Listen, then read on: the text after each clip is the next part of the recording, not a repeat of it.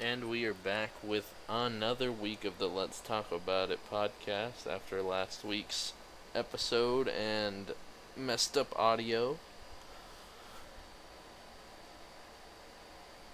We have returned. Hello. I'm here with Pedro and Jason, and I am Ruben. We have lots of I news for guess you guys today. I believe. Are we gonna start it per usual, Pedro? with the text section, you got it. I got lots of little peppered stories to go with today's episode. So let's jump to it. So first things first. Actually, this is hot off the press because this happened today, about 6 hours ago. So apparently there was an outage at the cloud, and the outage caused points to go down. So that's a hefty list of Discord, Down Detector, Riot Games, Destiny, Patreon, and Authy. They were all affected and they were down for a while there too. So that's a pretty massive outage there. So earlier today, when the outages were happening, Discord tweeted publicly, and users are currently having trouble disconnecting due to an upstream internet issue. We've got all engineers on deck investigating the issue. And I guess that investigation so that there was an outage at Cloudflare, their host service. um,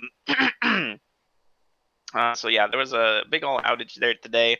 And then later today, Cloudflare's CEO Matthew Prince said that a route in Atlanta had an error that caused bad routes across our backbone that resulted in misrouted traffic to POPs that connects to our backbone. So that's on them, really. A bad router, quote unquote. I'm pretty sure there's something more to that story is developing, but it just happened today. So give it some time and we'll figure out what exactly went on there. But moving on from that, we got some new rumors on the new Ampere GPUs. So latest rumor from the rumor mill regarding that is that the new cards are rumored or actually kind of semi-confirmed to have 12-pin power connector on deck. So that's really interesting because most high-end GPUs now have either like 8-pin connector, full 8-pin connectors, and that's really for the connections that come out of power supplies. But if this is indeed true, it's going to be ridiculous for people who want to buy the high-end Ampere GPUs from NVIDIA because the full-pin power connector standard isn't really something that's included on power supplies and PCs right now, even some of the higher-end ones. So if possibly if people want to invest in the new Ampere NVIDIA GPU, the next generation of GPUs that are rumored to be announced by the end of this year, you may have to overhaul your entire build with a beefier power supply, and that's the last thing people want to upgrade when they're buying a new GPU, right? Um, yeah, it's definitely interesting there, and that also leads us into some calculations to how much power draw these new GPUs are gonna be pulling, and small number, although we don't really know the number that the power draw is going to be. So we'll have to wait and see what's going on there. It's gonna be wild. Moving on from that story there was also some AMD news in this past week. So AMD announced their first 64 core Ryzen Thread Pro workstation CPUs, and they actually launched it with in partnership with Lenovo, of all places and all companies. So with Lenovo, they announced the new ThinkStation P620. They call it the pinnacle of performance for modern professionals. So, these desktop machines from Lenovo, the ThinkStations, they are supercharged with AMD Pro technologies, AMD Ryzen Threadripper Pro processors, which are banking new there. And so the CPU, particularly in this ThinkStation P620, is a Ryzen Threadripper Pro 3995WX, and it offers up to 27% better multi-threaded performance over like a comparable Intel Xeon, so to speak. And that's their Intel's dual CPU Xeon workstations. So that's pretty impressive numbers there. Of course, these are numbers straight from AMD, and so they always tend to be inflated when they come straight from the manufacturer in that regard. But nonetheless, if it's even 25, 20% more, those are still impressive numbers. So as far as the other specs that are included, and this is the Lenovo ThinkStation desktops. Besides the 64 core and 128 thread Ryzen Pro processors, these processors are slated to boost up to 42 gigahertz across all cores and have a base frequency of 0.7 gigahertz. They're going to have up to 288 megabytes of level 2 and level 3 cache combined together. A total of 128 PCIe 4.0 lanes, so you're going to be connecting lots of drives and peripherals to that. They're slated to have a 280 watt TDP, so they're going to be toasty. And they're also going to support up to 8 channel ECC UDIM, RDIM, and LRDIM memory. So these are no laughing matters when it comes to raw performance.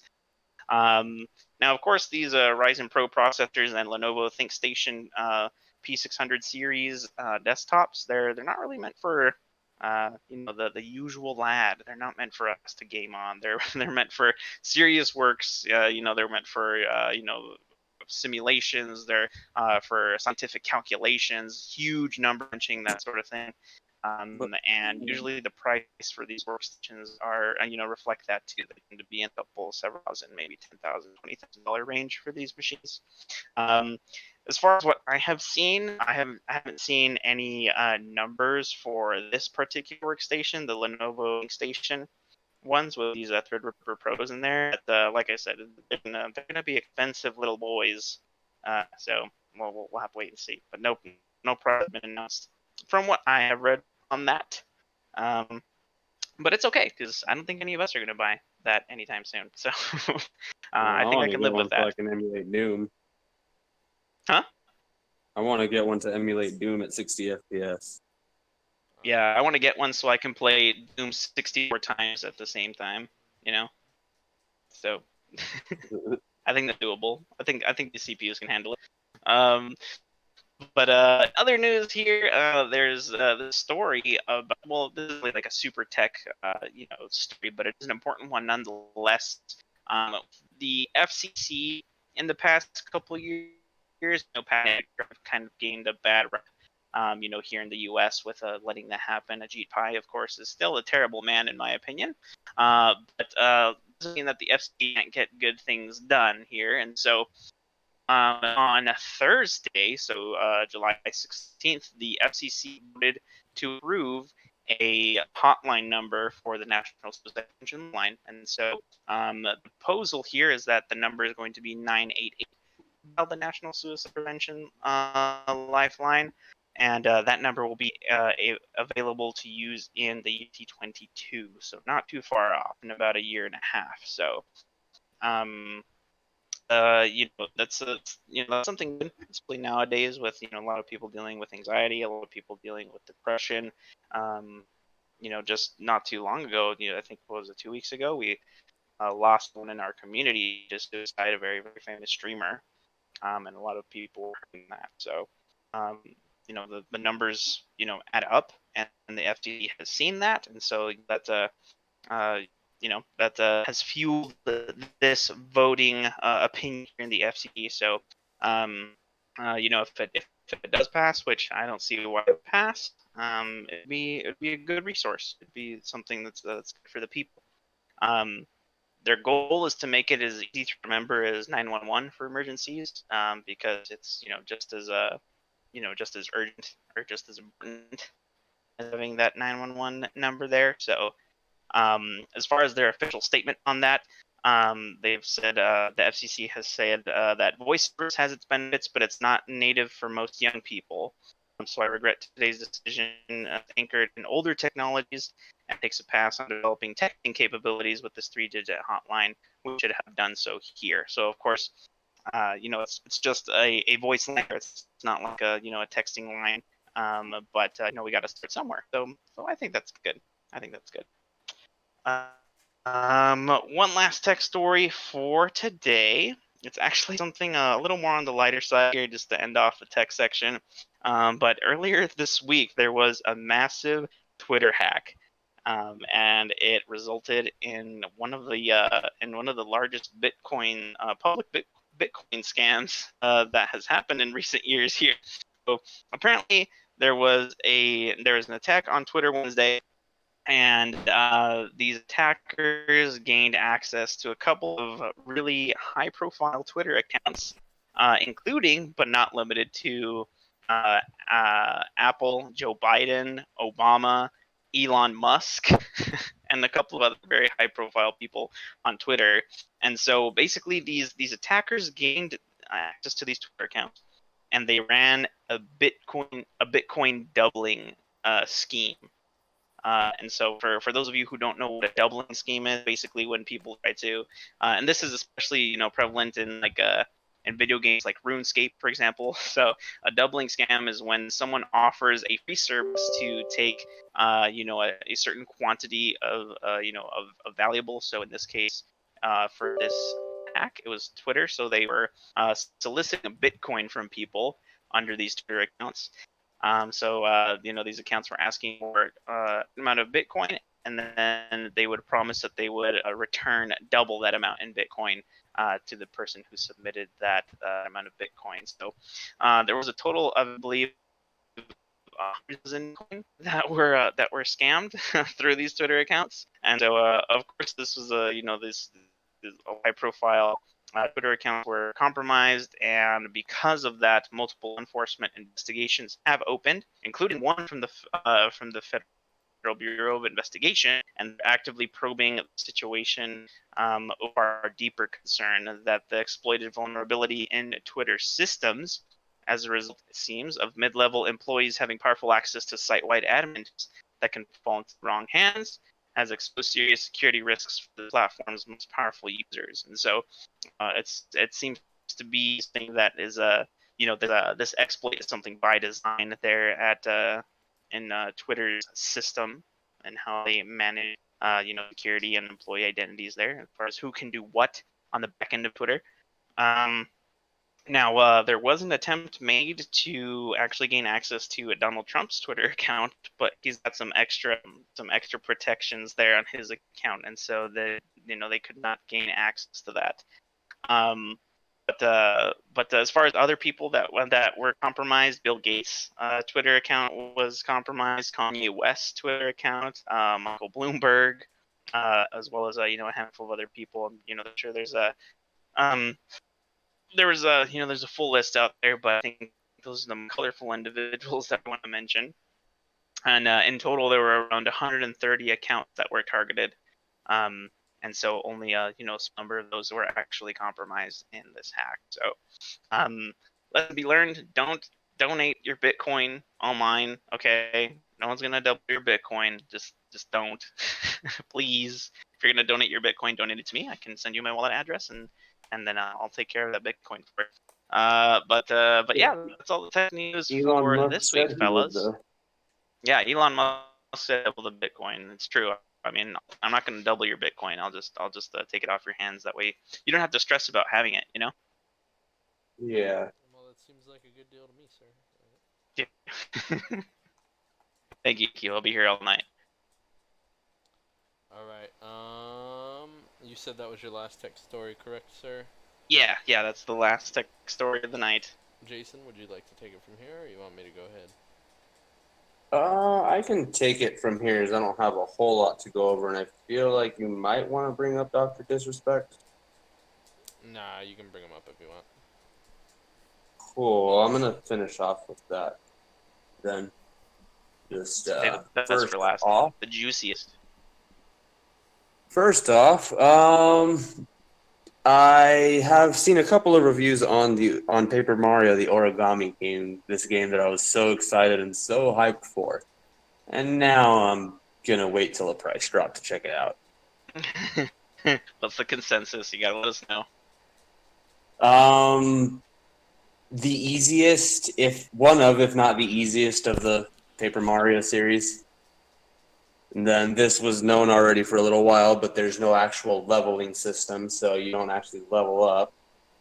So that kind of is a bummer. It's good for people who like exploration, I guess, but at the same time, I don't want to play a game where like I end up avoiding the combat because there's no real kind of benefit to it. One of the reviewers even threw out there that like if he wanted to lose, he had to try. Like, it's almost impossible to lose. It's that hard. And like watching this dude Yeah. deal damage, I'm seeing him hit for like 25 and 28 damage on enemies. Which I mean, I don't really know what their basic health is like, but that just seems kind of like a lot compared to past Paper Mario games. I But played any Paper yeah, so Mario, so I would have nothing to compete against. I mean, I played all of them except for Color Splash and Sticker Star. So I don't have a whole lot. I wouldn't say too much investment in the series, but I am a big enough fan that is a little bit of a letdown to me now. Yeah. But a little lighter news though on these in the same kind of spectrum is a rumored Nintendo Direct happening on the 20th, where a leak from a credible source, his name is Zippo, is he basically said that during this Nintendo Direct they're going to announce the remake collection of or remaster collection of a lot of the older Super Mario games, including Super Mario 64, Super Mario Sunshine, and Super Mario Galaxy. The Those only are the thing heavy is, like, if you were hitters. expecting like a full blown remake of the game, it's not really it. It's like Super Mario 64. He said is just going to be a slightly better looking port with widescreen support, and Super Mario Sunshine and Galaxy are just basically HD ports of the game, which I feel like is fine. Every Mario game kind of has its own feel to it, and I'm okay with that. And kind of keeping it as just its own thing, what it was back then, with better visuals, I feel like would be a good way to actually get me to finish Super Mario Sunshine for once. I've played to the same point maybe 4 or 5 times, but I've never actually did I'd be really excited it. to So, just have those games running on modern hardware now, because if you basically right now you only have two choices. You have one, playing it on original consoles, which because they're made of circuitry that tends to degrade over time, can be a lackluster experience if you're unlucky. Or you can emulate them on a computer, which can be expensive or can be, troublesome or not really be a true to life experience, the more picky people out there who really search out the best in their gaming experience, especially when they want to throw back to what they were doing their way in the beginning of their gaming lives. So the re-releasing this on modern hardware, which I assume is going to be a pretty good experience, especially for Nintendo with these games, and then I'm all for it. I wish they would do that for every game. here we go. And then there was another little bit of the article I was looking for is they also are said to be releasing multiple collections. Those are just part of the first collection. They're expected to also be doing Super Mario 3D World, possibly Super Mario Galaxy 2. And that's all it names on this article itself. But if they're going to be doing multiple collections, they're definitely be doing more than just 5 games. That's Good. really The more neat, the even merrier. just to get back into. I agree. All right. So moving quickly, rapid fire, like I said, we'll move on to the Dr. Disrespect thing. So there hasn't been much more new info, almost at all.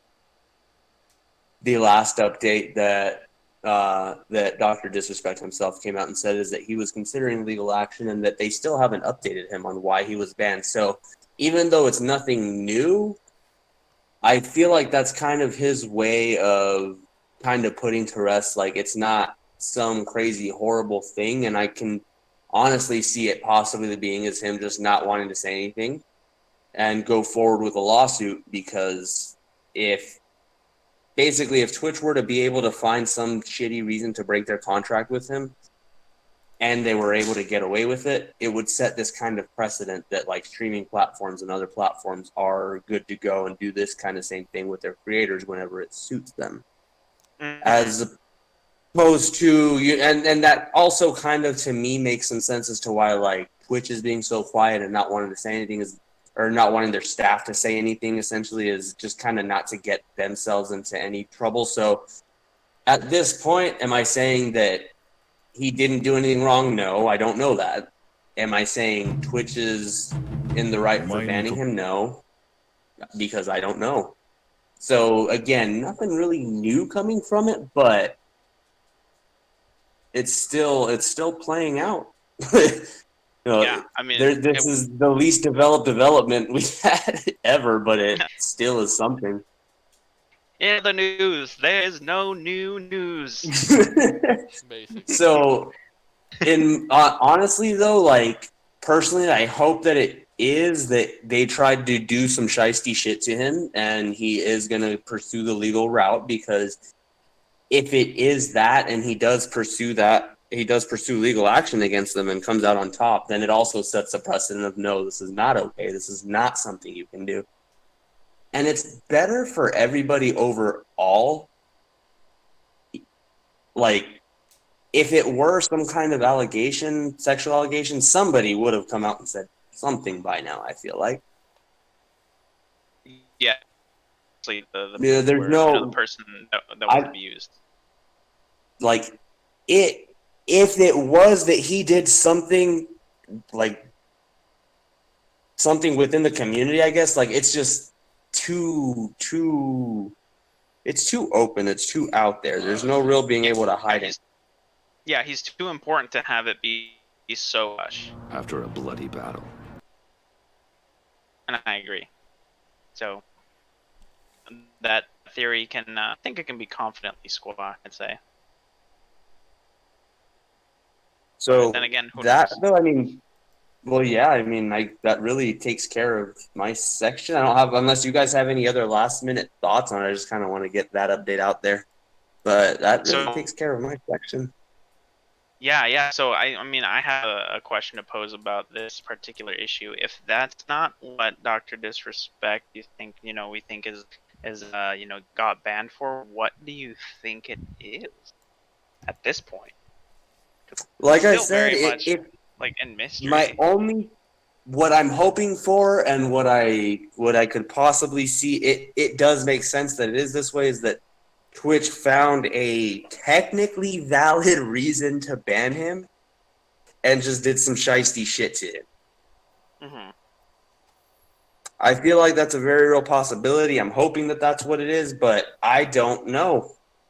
Even some of like the news outlets that I watch on YouTube, some of the people that I watch there who were like, wow, this is getting crazy and he did this, have completely 180'd and is like, yeah, we hope he pursues legal action. We hope this. I have no idea where this is going, but I personally do feel like it's very possible, and it seems more likely that there's not so much to read into. It's a lot more surface level than it might seem.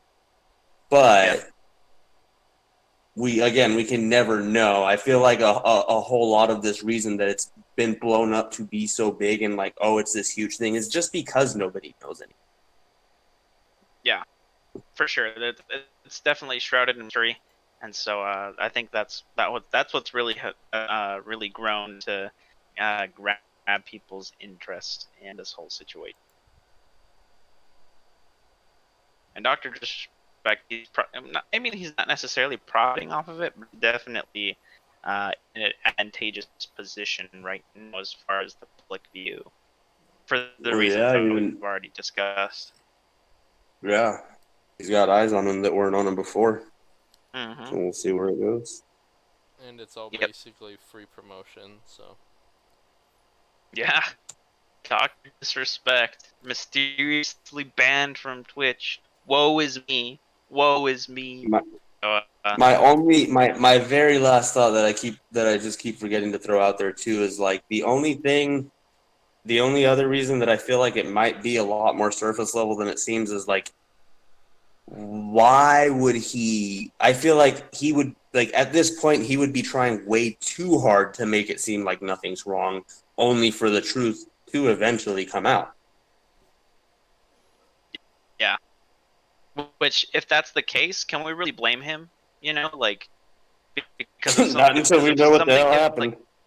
well, right, but if he did do something wrong, right? Like with him being like so hush about it, like why would he want to, if why would he want to keep it so quiet for so long? Instead of just coming out straight and apologizing and explaining what's going on, right? So, I think Yeah. whatever's going on, it's not necessarily his fault that he's being wronged here, but because of how complex it is, he can't really talk about it. And we saw those videos, those compilations of him, receiving a text midstream and then being all somber about it, and then thanking his fans, and then and then that night is when he was banned off of Twitch. So something going on, something super sensitive is going on, something super technical, and we'll know eventually. But it's just killing all of us inside that we don't know what it is right now. I'm honestly still super shocked that they've been able to keep it as hush hush as they have. That it hasn't Yeah, managed to leak out from anywhere. See, that just kind of plays more into of like, you know what? If Twitch did do something wrong, that's when they can be like, all right, NDA is for all of our staff. yep, very true, very true. And anyone You who know that saying Twitch that has he'd be no in reason trouble. to be quiet about it at this point. Right. They at this point could have been like, no, yeah, we totally banned him for this, and that. To be fair, though, I don't think Twitch ever comes public with their reasoning. It's up to usually the streamer to decide whether or not they want to share it. Yep, and I guess I the I doctor don't doesn't know want to share because it. even when Donald Trump's Twitch got banned, there was a reason immediately. If the Oh, president of that's the United unbanned, by States the is way. not good enough to warrant a Twitch ban, huh? And his channel on Twitch got unbanned, mind you. I forgot to squeeze into our news cycle, but it is now unbanned. Ah, well, still Uh, though, even then, immediately they had a reason as to why it was banned, mhm. and it wasn't up to somebody to have shared it. They like straight up said yes, banned. Here's why. So I mean, it's not. I don't. Sure, maybe it's not up to them to go public with every single ban that they do, but something this high profile, I feel like they would have. Yeah, only time will tell. Indeed, sir. We shall Indeed. see. But I'm gonna go ahead and pass it off to Ruben now. If you guys have no other thoughts. Nope, Alrighty, I'm all sir. docked out. Well, I'll go ahead and start off with an Xbox story. Microsoft is going to be launching xCloud streaming free with Xbox Game Pass Ultimate starting in September. Um, for those who might not know what that means that Game Pass is going to be having xCloud, which is their streaming service, meaning it's going to be a bundle. So if you have Game Pass Ultimate, you can essentially stream any of the games that are on Game Pass to any kind of mobile device or tablet or PC if you didn't for some reason install Xbox's app on PC. Um, and it's all going to be in a single $14.99 monthly subscription, which is not bad at all. Mm-mm. Um, People pay more for Netflix than that. yeah, Microsoft is promising more than 100 Xbox Game Pass titles will be playable on a phone or tablet when the streaming service launches. Microsoft isn't detailing which countries will be supported at launch just yet, though. The U.S. for sure, though. Oh yeah, I would think U.S. for sure. I would think Japan for sure. I honestly don't know of many places except for like the ones that have really strict rules, like maybe like like some Middle Eastern countries, you know. Yeah, true. Um, but They never get any of the nice stuff. I think this is nuts considering that like Xbox is trying so hard to be like the good guys. They want everybody to be able to play games. Like they do not need to do this. They have a new console coming out and this service alone could be like could could work against them in a way. Like sure they're bringing you in, but if you have this service, there's no reason for you to get the next gen, It's especially when they're dropping their first party titles day and date with the way with how they release on console. So like example, Halo Infinite, the day it drops for people to pick up, it's gonna be on Game Pass. I don't think so much they're worried about like an impact on their sales because really like Microsoft has so much that they don't even if they were to just shut down Xbox one day, yeah, they definitely notice it, but they'll be fine.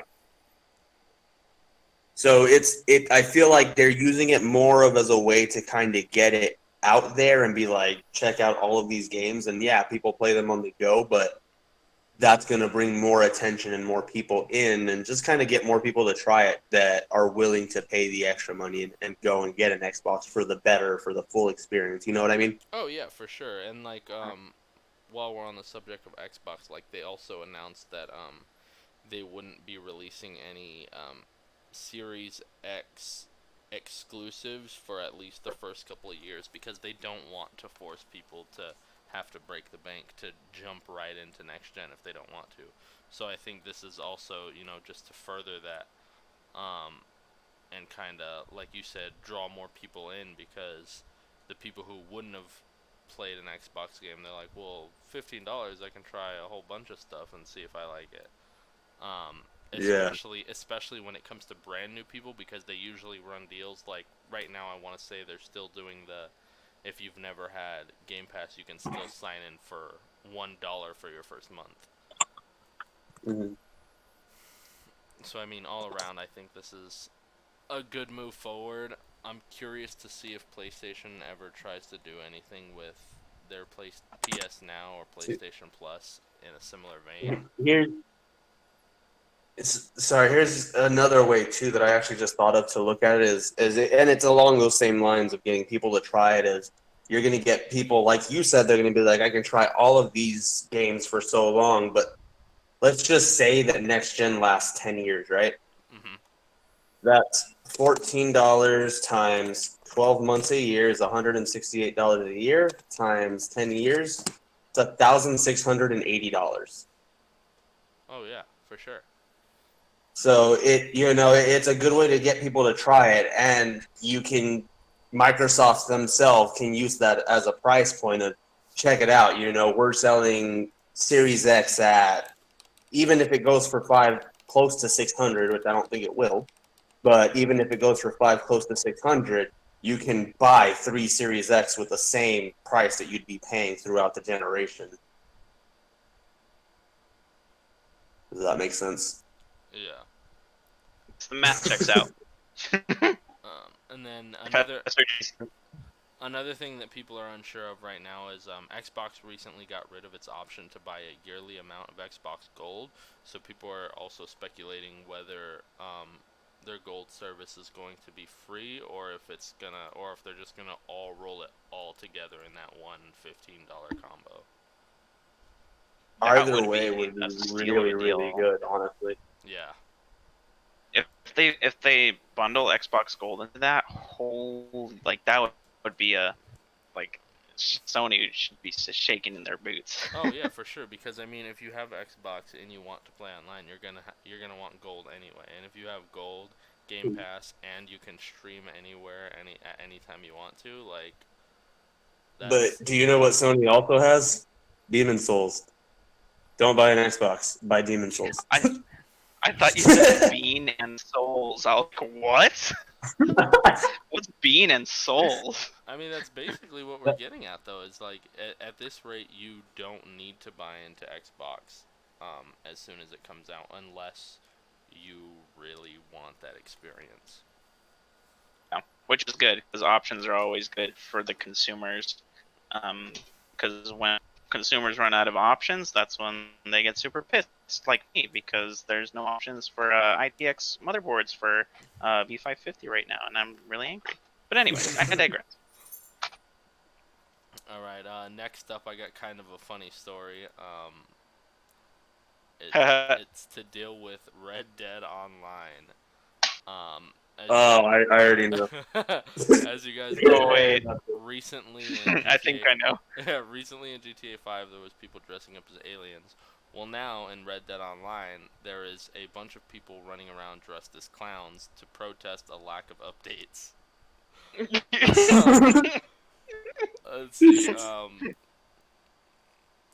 So a Discord group who is like real big on Red Dead Online recently posted um saying, since we're all clowns for believing we'll get an update, it's fitting that we dress up as them in game too. And this sparked a bunch of people online to start dressing as clowns, and it is absolutely hysterical. Actually, That's great. really smart. I could see why they'd be angry, because the last update I want to say was the Moonshiners update, which was a while ago, Oh Lord. and Yeah. I feel like at this rate, even though it's an older game, they still update Grand Theft Auto way more. For sure. From what However, I've seen. Grand Theft Auto is going on PS5 and Xbox Series X. Are you sure they update it more? I was gonna say, however, I could also see it being way harder to think of original ideas for back in Cowboy days, because like with GTA, you can always come up with different cars. Like they're not gonna invent a new horse for Red Dead Online. So Yeah, but would you be mad if they put a rocket horse in Red Dead Online? I wouldn't be against it. All right then. Rocket engines strapped to the horse. Just rocket around the map. A laser revolver. I'd be all for it.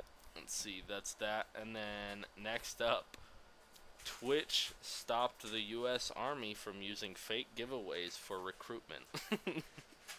That's a wild headline. Yeah, this story comes from GameSpot. The U.S. Army esports channel has reportedly been linking to giveaways that did not appear to exist.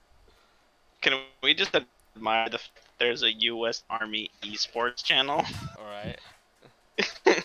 Yeah, Like, how else would you a recruit people everything. nowadays? So basically, the way this would work is a link would periodically appear in the U.S. Army's Twitch chat that would advertise the chance to win an Xbox Elite Series 2 controller, but would instead lead to a sign-up page with no information about the contest. A disclosure of the form states that a recruiter would contact those who filled out the form, and people as young as 12 were able to fill out the form. Oh my god. That should be illegal. Although a notice given after the form is filled out states that recruiters cannot contact anyone under the age of 16. Twitch has taken steps to shut down the giveaways, told Kotaku. Per our terms of service, promotions on Twitch must comply with all applicable laws. This promotion did not comply with our terms, and we have required them to remove it. This is bad look for the U.S. Army. Yeah, at the very least. Yeah. Holy crap. Dang it, U.S. Army. Is it weird that I'm not surprised though? Oh, definitely. I'm not surprised at all. It's not something you would expect to happen, but when it does, you're not shocked. It's just like God damn it. What? That's all the reaction you have is God damn it. Sometimes it's all that can be said. I think it would have been. Can you imagine if someone went a step further and with that Twitch hack changed it to where their links were a rickroll? That would be fantastic. That would be very fantastic. All right. Not gonna lie. Well, I got one more story before we get into some discussions that I want to talk about, and that is Metacritic has stopped letting people review games on the day they're released. And this is, of course, in Good an idea. attempt to stop review bombing following the release of Last of Us. My God. That's a good idea, but I know how petty I am. I know I can wait a week. Here's the thing, it's not even a week. Metacritic wants people to actually play a game before reviewing it, so the site now requires Ah. users to wait 36 hours from when a new game is released before giving a score. The intention is to prevent review bombing campaigns where people leave negative scores on a title sometimes as a way to punish the developer. Heading to a review page for a recently released title on Metacritic will now display the message, "Please spend some time playing the game," with a specific date and time when a user can publish a review for that game on the site. I can appreciate the sentiment, but they know damn well that's not going to help anything. I mean, they gotta try it at least, right? I think it'd be better if they didn't show the date, because those people who are like Jason are just gonna set an alarm on their computer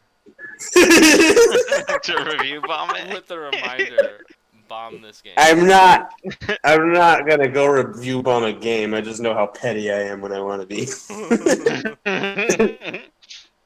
Yeah, like we said, you're gonna set it in the on your phone. One little throw-in story that I have. Lego, I don't know if you guys seen this, but Lego made a 2,600 piece replica of playing Mario on the NES, and it's gonna launch August 1st. They made I more saw a photo of that. 2,600 piece replicas of playing Mario on the NES than they have Switches right now.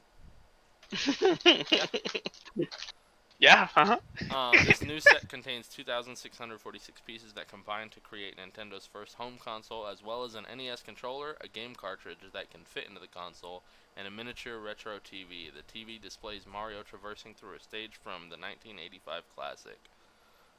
And a crank located on the left side of the TV lets you move the mustached plumber up and down between platforms. I thought you were gonna say let's do his mustache. I was like, oh wait, I want it. Here's what I want to know from you guys. Can you guys guess the price? Oh yeah, $500. it's something fucking stupid like $400 or $300 or something like that. If it's not even more ridiculous. Nope. I'm guessing 500. It's not 500 each. No, you guys way overshot it. 199. Okay. What am I thinking of? I was thinking of something else then. The website is saying 230. Oh, it was close. Second guess was close. I still ain't paying Well- $230 for no fucking Legos. Hey man, this thing looks legit, aight? Yeah. And I have to I put know it it together does. myself. Come on. Pedro, have you actually seen it or no? I've seen a picture of it. I haven't seen it in action on a news article. So not really. I would say no. Alrighty, well, that is all the news stories I have. I know we possibly have some things to talk about, assuming y'all want to. No, I don't want to talk about it. Nah, just kidding. I Yes, don't know what the let's- fuck let's you're talk. talking about. Well, I mean, Pedro recently started Last of Us 1. I started Ghost Oh. of Tsushima. Yes. Madge is currently playing Ghost of Tsushima. And Jason played half of Last of Us 2. Half. And and not going to go any God further. damn it. That's an important detail. Jason gonna will lie. not progress any further. I'm not gonna lie to the people, Jason. I'm not that. No, that's exactly the issue I have with it. That's that lies to the entire people. half of the game could have taken up an hour or two instead and had the same effect. I saw the ending of the game. The ending was very well done. The ending was great. I would have loved to have been able to sit there and finish the game, but I never would have sat there and finished the game because it left such a sour taste in my mouth that I wasted an entire day from when I woke up to when I laid down to get to where I was, only to have that ripped away from me and make me start from scratch when I woke up and hauled ass to try and get through the game before work that day. He's all, and then I review bombed it. No, I'm just kidding. Yeah. two out of 10. Screw you, Nutty Dogs. So, story still very, very good story. Gameplay, fun. It was The Last of Us. I enjoyed it while I did play it. I just didn't feel like basically starting again halfway through the game. It is not a spoiler by any means, Pedro, but in Last of Us 2, it feels amazing to run away. Oh, yeah, it does. That is absolutely one of the best parts. Yeah, it is one of my favorite parts of that game is running away from enemies. Running away. Because it feels like so natural and great. I never realized how rare it is in like a game like that where you have to run away. Normally, you're like one man army, kill every last thing that moves, which I'm also cool with. But that kind of put it into perspective of like what it probably should feel like. All that being said, what are your thoughts on Last of Us so far, Pedro? Where are you at? Where's abouts is you at? Well, I'm currently smuggling Ellie through the city. So it's the nighttime portion, like the beginning of smuggling her through there. So, yeah, I mean, I've only played it one evening so far, and that's how far I got. The controller I'm playing with has drift issues, so every time I've tried to shoot someone, I can't physically. The controller stops me from aiming. Last of Us was already kind of hard to aim on too, so. Oh yeah. Yeah, and that's what I've been told, but I don't think it's that hard to aim it. I think it's just the controller being really, really wonky. So you're gonna be surprised with. Yeah. I mean, I still have the entire game in front of me. Really surprised how many headshots from point blank range shoot somebody in the shoulder. The part I can't wait for isn't too far ahead. It's pretty early in the game, but it's arguably the hardest part in the game to shoot. Oh gosh. And you know what, my coworker, I mentioned that to my coworker too. He's like, "Yeah, you're gonna want a working controller because I don't want to spoil it for you, but there's gonna be a part that you're gonna need a working controller to shoot with." And I was like, "Oh gosh." Jason, I know you know the part.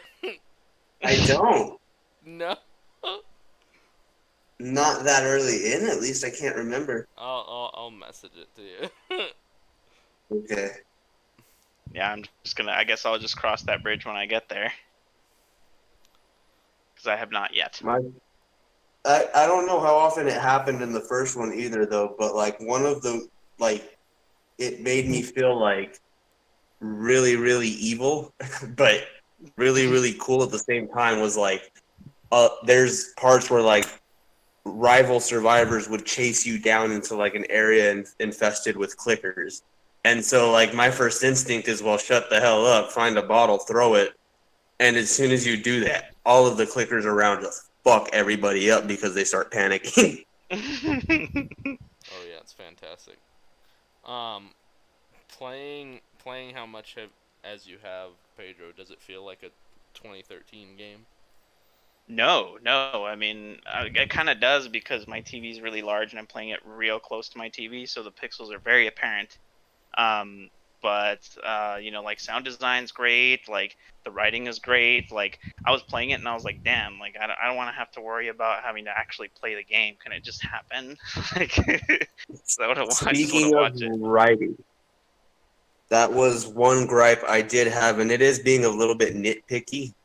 Is I do feel like the story was pretty predictable for Last of Us 2. Compared to The Last of Us 1 or compared to everything in general? Compared to life? A little of both. It's like... So, I mean... I don't want to spoil it for you, so I can't get into much detail, but I knew right away who the instant that they showed up on screen, they're not presented as them, but I knew right away who the main villain was. Like, as soon as she appeared on screen. Yeah. All of It it. happens.